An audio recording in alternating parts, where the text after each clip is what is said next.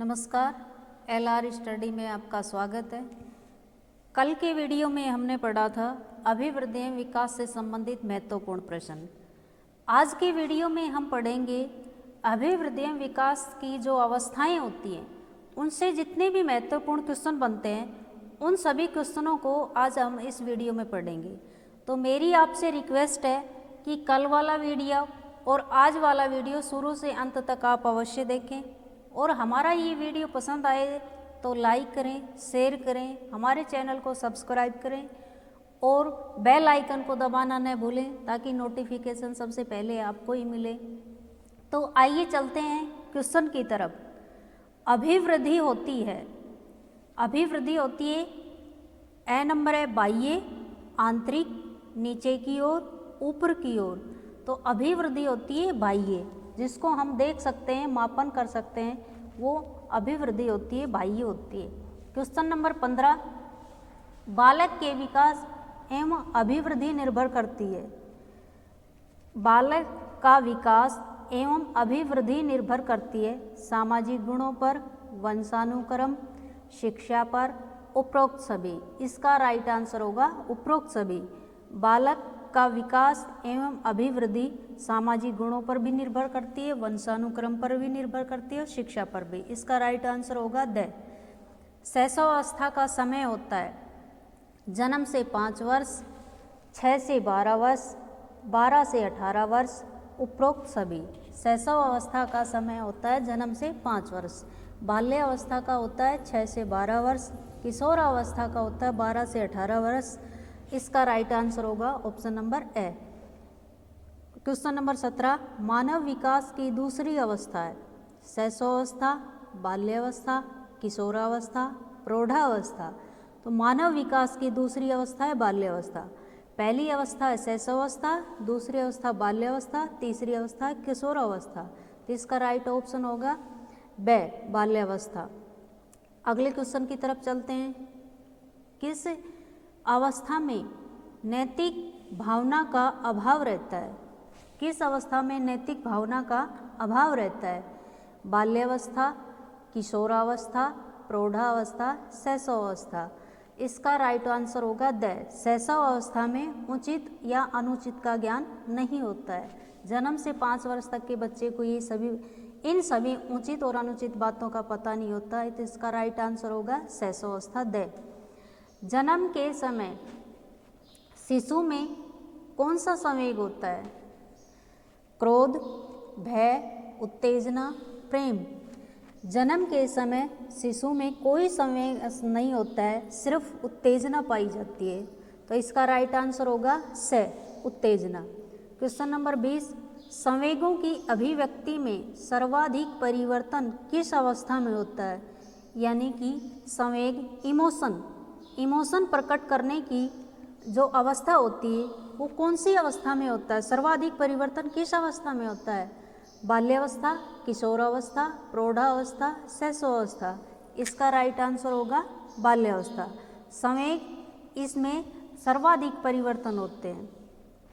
Question number 21, शारीरिक विकास की गति किस अवस्था में बहुत कम होती है?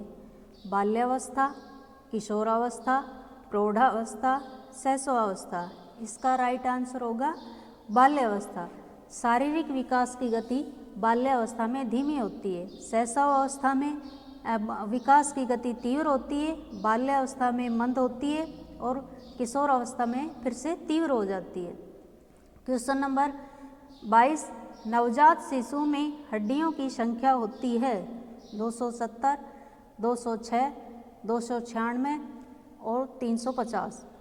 इसका राइट आंसर होगा ए, 270। नवजात शिशु में हड्डियों की संख्या 270 होती है, जो आपस में जुड़ी हुई नहीं होती हैं, अत्यंत लचीली होती हैं, इसलिए उसमें की हड्डियों की संख्या कितनी होती है? 270। क्वेश्चन नंबर 23, किशोर अवस्था को जीवन का सबसे कठिन काल किस मनोवैज्ञानिक ने कहा है? Skinner, Harlog, Kilpatrick, Woodworth. इसका राइट आंसर होगा किलपैट्रिक। किलपैट्रिक के द्वारा कहा गया किशोर अवस्था जीवन का सबसे कठिन काल है। क्वेश्चन नंबर 24, जीवन का सबसे महत्वपूर्ण काल किसे कहा जाता है? बाल्यावस्था, शैशवावस्था, प्रौढ़ावस्था, किशोरावस्था। इसका राइट आंसर होगा शैशवावस्था। वैलेंटाइन ने कहा था कि जीवन का सबसे महत्वपूर्ण काल शैशवावस्था होती है।